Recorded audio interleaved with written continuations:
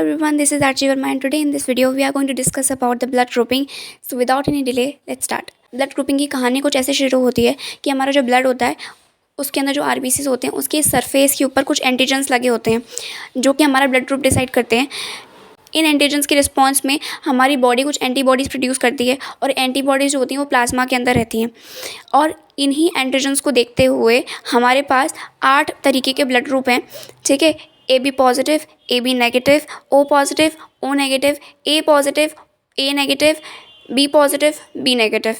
इन सब में से जो ए बी पॉजिटिव होता है वो यूनिवर्सल रेसिपेंट और जो ओ नेगेटिव है वो यूनिवर्सल डोनर है, यानी कि वो किसी को भी ब्लड दे सकता है बट वो किसी से ले नहीं सकता, वो सिर्फ और सिर्फ ओ नेगेटिव वालों से ही ब्लड ले सकता है। और ए बी पॉजिटिव वाला जो होता है वो किसी से भी, चाहे वो ए वाला बंदा हो चाहे वो बी वाला बंदा हो, पॉजिटिव हो नेगेटिव, वो सबसे ब्लड ले सकता है, उसको कोई फ़र्क नहीं पड़ता। इसके बाद हम डिटेल में बात करना शुरू करते हैं दोनों एंटीजेंस के बारे में जो प्रेजेंट होते हैं हमारे आरबीसीज के सरफेस पे। एक तो ए बी एंटीजेंस होते हैं और दूसरे आर एच एंटीजेंस होते हैं। पहले बात करते हैं ए बी एंटीजेंस के बारे में बात करना। जो ए बी एंटीजेंस होते हैं उसमें जो आरबीसी का सरफेस होता है हमारा उसके ऊपर या तो ए एंटीजन लगा हो सकता है या बी एंटीजन लगा हो सकता है या फिर कोई भी एंटीजन नहीं लगा हो सकता है। वो बता देती हूँ किसके अंदर होता है।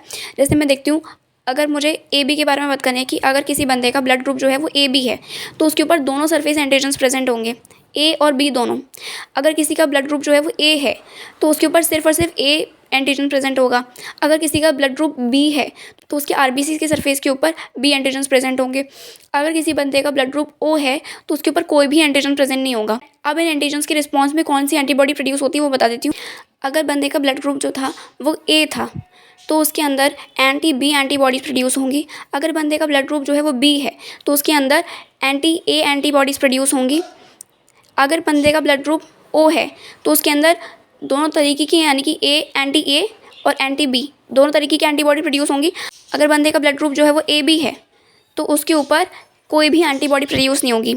इन शॉर्ट में अगर बात बोलूँ तो मैं ये बोल सकती हूँ कि जो भी ब्लड ग्रुप है जिस बंदे का, उसके आरबीसी के सरफेस पे उसी तरीके के एंटीजेंस प्रेजेंट होंगे और उसकी ऑपोजिट वाली एंटीबॉडीज़ होंगी। अगर ए ब्लड ग्रुप है, ए एंटीजेंस होंगे, एंटीबॉडी बी वाली होगी। अगर बी ब्लड ग्रुप है, बी एंटीजेंस होंगे, ए वाली एंटीबॉडी होगी।